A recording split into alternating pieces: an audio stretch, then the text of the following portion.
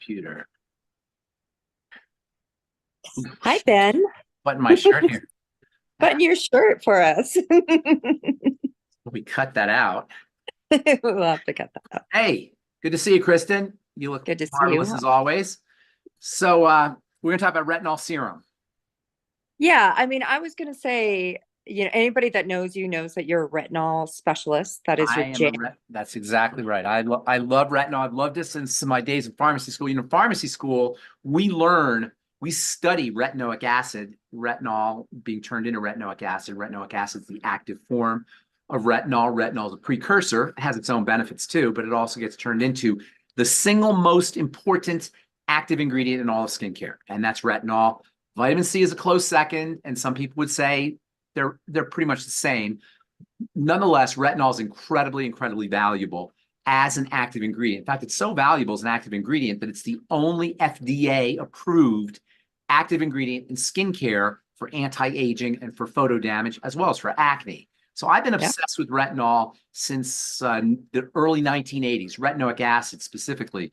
When retinol first became a thing, I also got fascinated with retinol because of its ability to perform as an active ingredient on its own, but also as a precursor to retinoic acid. I felt like it allowed us to deliver a prescription strength ingredient without needing a prescription. And that's kind of how we market our retinol. It's a prescription strength ingredient without the prescription. And by prescription strength, I mean it gets turned into retinoic acid, which is a prescription ingredient.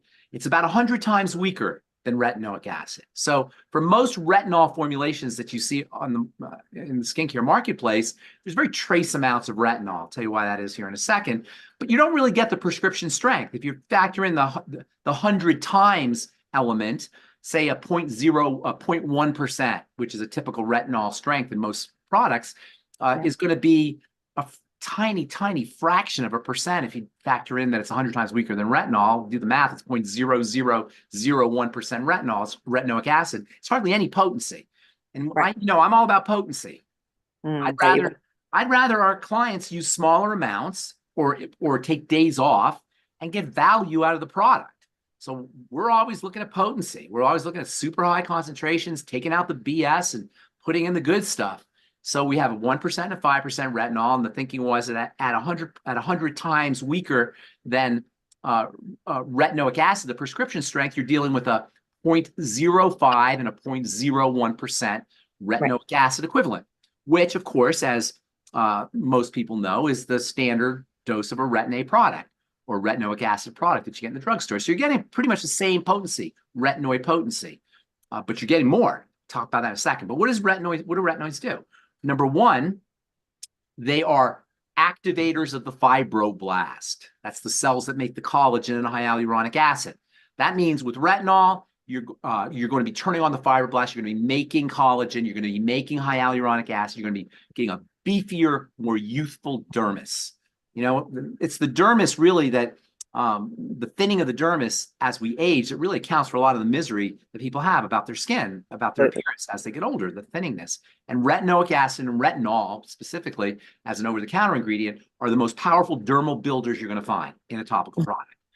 But there's more. You also get skin softening effects at the surface level. You get exfoliation at the surface level. You get skin lightening at the surface level. You get support for the maturation process of the skin cells. As skin cells are rising from the bottom to the top, they're maturing. We say differentiating. And this differentiation process really is very important for the health of the stratum corneum. Number one, to build a strong, resilient stratum corneum. When the stratum corneum becomes weak, we get dry skin, we get hyperpigmentation, we get more sensitive skin, we're more predisposed towards bacterial, microbial infections, slower healing. So by supporting the movement of the keratinocyte, the skin cells from the bottom to the top, you get a stronger, beefier barrier. You get a softer skin surface, you get a brighter, lighter skin surface, you get a stronger, more resilient skin surface, you get more moisture factors as the skin cells are rising from the bottom to the top. And if you have a disease, pathology like a skin disease like acne or psoriasis, which are caused by disruptions in this maturation process, by virtue of retinol's ability to support differentiation, healthy differentiation, you get anti-psoriasis and anti-acne and even anti-eczema benefits. This, Mhm. that's incredible. There's no topical ingredient anywhere in the world of skincare that can do all of these different things. Um, but the knock on it is, of course, it can be stimulating, overstimulating, and some people can't use it if you have sensitized skin or if you overuse it, perhaps. So I have been on this quest for 40 years to be able to deliver high-powered retinol, where all those wonderful benefits of skin lightening and strengthening the stratum corneum and the dermis and supporting keratinocyte differentiation, et cetera, without the irritation. And I discovered a long time ago that one of the problems with retinol, is with retinoic acid, I should say, is the product is a very inelegantly formulated product. It's actually not a very well formulated product. It's a drug company that made it, and they're not really skincare people. Johnson and Johnson, they didn't really care about skincare. They were just looking for a standard vehicle, cosmetic vehicle with mineral oil and petrolatum and waxes, and they just stuck the retinoic acid in there. And Right. a lot of retinol formulations are like that. They're just standard cosmetic formulations with an active ingredient. And one of the things that we do at Truth is we've restructured and re-architected the standard cosmetic formula. So Mhm. that allows us to deliver more active ingredients. And that's what was my thinking when I came up with our retinol gels, was to take out all the BS and instead replace it with just two things. Number one, fat-soluble vitamin C, and a lot of it. And number two, our transdermal delivery matrix. And what we Right. found was a lot of people can use retinol at a very high concentration, 5%, right? I think that's our best-selling gel, our It best-selling is. topical, right? And that's unheard of. In Yeah. fact, I'm sure when you're talking about it to people, they're saying, oh, that can't be. That's a mistake. That's a typo. You mean Yeah. 0.5%, right? And you have to say, no, 5%. It's because we figured out how to do it. And one of the things we figured out was if you include fat-soluble vitamin C, it takes the bite out of the retinol. Fat-soluble vitamin C is very soothing, has a really important antioxidant and skin protective properties. So our retinol gels, 1% and 5%, are very, very popular products, which is, kind of unusual for something that's that powerful and that strong. But it's because we took out the BS and we replaced it with vitamin C. And while I'm on the subject, you hear a lot of times people say, "Oh, you don't use vitamin C with your retinol." Have you heard that from people? Yeah. Yeah. Yeah. Right? And you have to say, no, that's the water-soluble vitamin C. This is the fat-soluble, and it's a perfect pair. Not only It is. do you want to use it, they complement each other.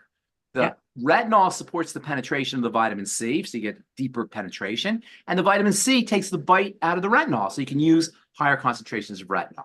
So that was our retinol gel, our two retinol gels, 1%, 5%. But I wasn't satisfied. You. I wanted to create an even more powerful and an even more gentle, more powerful and more gentle way of delivering retinol. And that's why we came out with our retinol serums, which, it doesn't have the same kind of body. Some people like the feel of the gel, and the gel does have a kind of nice feel to the skin, especially if you have a drier skin. So we still have the gels, but for people who don't necessarily need that kind of body, or they don't want that kind of body for whatever reason, the serum is a perfect option. The serum has the same 5%. It has the same 5% and 1% retinol. It has 25% fat-soluble vitamin C, like the gels. It's also made with a base of squalane. Squalane is a very interesting skin lipid. It's a natural skin lipid that's found in the skin. It's found throughout nature, actually. We get our squalane from olives. And it is found throughout nature, and it has a real nice skin softening effect, and it improves penetration. And it's all about getting that molecule down to the lower levels. I mean, with retinol, you're going to get some benefits even at the stratum corneum, but if you really want the good benefits, you got to have penetration, and that's what the squalane provides. It's a penetrating aid, and then also vitamin E. And vitamin E is a very powerful antioxidant that also takes the bite out of the retinol. And then we included two other very interesting ingredients. One was phospholipids. Mhm. Phospholipids are a very important part of the skin barrier and also support skin penetration. And fullerenes, Yeah. also known as C60, right? And when I started working with fullerenes maybe 10, 15 years ago, nobody really knew about them. Now they're starting to get a little bit of play. Fullerenes are a very fascinating molecule. It's got powerful antioxidant, one of nature's most powerful antioxidants. Again, oxidation is part of the irritation that retinol can cause. So antioxidants like fullerenes and like vitamin C and like vitamin E have very important anti-irritation and soothing properties, taking the bite out of the retinol, allowing you to use a higher dose of retinol. And then we use an ester a benzoate ester that improves penetration. So you've got all of these different mechanisms for penetration, anti-irritation, and retinol, all in a 100% active and functional formulation without fillers, without water, without silicone, without preservatives. It's a dream formulation, really. And It really, right? And we know that it'll lighten your skin, it'll make your skin look brighter and healthier and plumper. It's just an all-around wonderful skin product. It's a topical skin product. You don't want to use it every day, but if you use it, I don't know, once a week, twice a week, you notice dramatic differences in skin health and appearance in 1 to 2 doses. One dose, absolutely. usually, definitely 2 doses. What are you hearing from you got your boots on the ground and you're out there on the street? What are you hearing? People are, first of all, the gels were, everybody loves the gels, without a doubt. And then we came out with the Resurfix, and now they don't even know what to do. They're like, well, I switch it up. I add the gel, then I do the Resurfix. Yeah. They want to put it all on their face. And I like will that. tell you that I was talking to one of our clients the other day that literally said, I can tell when I'm injecting a client that uses Truth because their dermal density is so thick and plump, and that's great. it's like she's like, it's just amazing. She has to change her needles. I love that. And she notices with Truth at the dermal level. She knows the difference. Yeah, she knows the difference, and I know the difference. Obviously, that's awesome. Yeah. So many times you hear people say, "Oh, I'm using this product. I don't really notice much." That's not the case with Truth. It's not. I'm not interested in making a product that you're not going to notice. When you're using a Truth product, you're going to notice. It's going to be weird. It's going to be signature. You're not going to be able to duplicate it by getting another product. It's going to be a very unique product, and it's going to work. And you're going to notice the results. So for lightening the skin, for brightening the skin, for thickening the skin, for acne and blemishes, folks who have hyperpigmentation, older skin as a general skin tonic, you can't beat our Resurfix 1% retinol and our Resurfix 5% retinol with 25% vitamin C. So anything else you want to add for the peoples who are going to see this YouTube video? Try it out. You got to use it. It's a game changer. All right, cool. Well, thank you, Kristen. Nice to see you. Thank you. You too. We'll see you tomorrow. Okay, I'm going to stop. I'll stop. So I want to tell you how I developed my formulation philosophy and the kind of concept that underlies all my formulations as well as my protocols for taking care of the skin, particularly anti-aging the skin. It all started when I was in my 20s. I was an athlete, and I was involved with weightlifting and bodybuilding, and I was hanging out in the gym. I was kind of a gym rat sort of guy. And I would always, not just me, but a lot of us in the gym, we would study bodybuilding magazines and weightlifting magazines. And these magazines had lots of exercise tips, and they also had lots of nutrition tips. Nutrition was very big in the weightlifting world. It's probably still is big in the weightlifting world, but back then, nutrition wasn't big anywhere else. It was big with weightlifters because we were always looking for an edge. But in the public domain, it really wasn't popular. It really wasn't well known, the power of nutrition. And also in pharmacy school, which I was in pharmacy school at the same time, we studied nutrition. We studied nutrition like a pharmacist studies nutrition. We studied the therapeutic value of nutrients, the healing value of nutrients, and we studied diseases and frailty as signs of nutritional deficiencies. So I graduated pharmacy school with a real understanding about nutrition from a personal perspective as a gym rat, and from a pharmacist perspective as a pharmacy student, and then as a pharmacist. And then also, while I was in pharmacy school, I had a background in skincare. I got to work in a famous skincare lab with a famous skincare formulator. I learned skincare.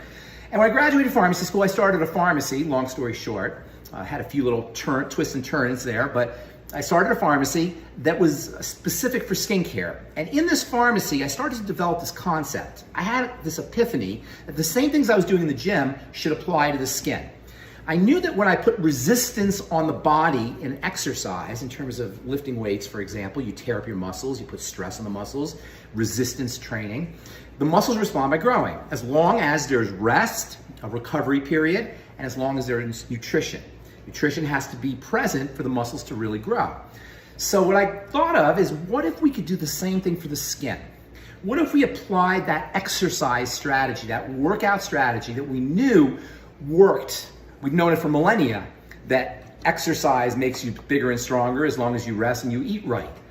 So we know that that works. What if we apply that to the skin? I came up with these concepts, philosophies, and formulation strategies that would allow my products and my formulas to take advantage of this kind of stress response that the body, in fact, all biological systems have. As a matter of fact, the skin is especially responsive to stress because it's on the outside of the body, so it's under a lot of stresses. So from an evolutionary perspective, it's constantly repairing. And we know about the repair process. What we know about the repair process is the bone is stronger at the point of the break. The body repairs stronger oftentimes as long as you have enough rest period and as long as you have enough nutrition. So I came up with these strategies for putting stress on the skin, essentially. And those strategies involved removing cells off of the surface in a process called exfoliation, and then driving electrical energy into the lower levels where the skin cells reside. The combination of removing cells off of the surface and driving electrical energy in through using chemistry turns on cells, not just skin cells to make thicker skin, but also the cells that make the collagen and the hyaluronic acid to get rid of wrinkles and fine lines also. So you get benefits, anti-aging benefits, you get retexturizing benefits, reconditioning benefits. They're very similar to exercise benefits. You get bigger, better skin, just like you get bigger, better muscles. However, you also have to nutriate. You can't just exercise, you gotta come home and do your nutrition, and that's why my formulations also include products that are nutritional supplements for the skin, especially vitamins and especially fatty vitamins, and ingredients that deliver those vitamins to the lower levels where the skin, the living cells reside. The living cells are in the bottom. And so you need to have some kind of technology for driving those active materials, those vitamins, to the lower levels where the skin cells reside. And then you also have to take days off from your exercise. Exercise, by the way, the skin's version of exercise we call exfoliation, which comes from the term to remove leaves, or to exfoliate. Foliage means leaves. So to exfoliate means to remove leaves, and in the same way when you remove leaves, remember this is true about all biology. The same way that when you trim your leaves back, you get bushier leaves, or when you lift weights, you get bigger, stronger muscles. The same thing happens in your skin. So this process of exfoliating is important, but it's also important to take days off. Just like it's important to take days off when you're working out with weights. That's why you do your upper body on Monday and your lower body on Tuesday. You don't want to work the same body part every day because you want that body part to recover. Same thing with the skin.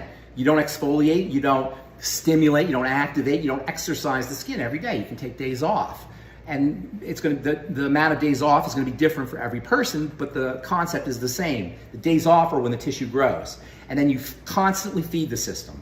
You constantly feed the skin or the biological system internally, or your plants by watering it and putting good nutrients in the soil. You constantly feed the system in terms of the skin. Fatty vitamin C, fatty vitamin A, especially in its retinol form, are must-haves. And then vitamin E and vitamin K and vitamin D, the fatty vitamins essentially, along with fatty vitamin C. And secret ingredient, electrolytes, which are minerals that conduct electrical charges when they're dissolved in water. Very special type of mineral. Only plants, or pretty much only biological systems, but especially plants, can produce these molecules, and they can be very helpful for the skin for a lot of reasons. So, first of all, exercise. Second of all, take days off. Third of all, make sure you're nutriating the system, flooding the system with nutrients. That's true topically, that's true internally, it's true at your plants, it's true about every living system. Exercise, rest, and simultaneously drive in nutrients while the system is in both its exercise mode and rest mode. All right, that's my philosophy of skincare. That is how the way I like to formulate when I formulate my Mox products or my Truth Treatment products or any products in the pharmacy. I'm looking to exercise, to rest, and to nourish or nutriate.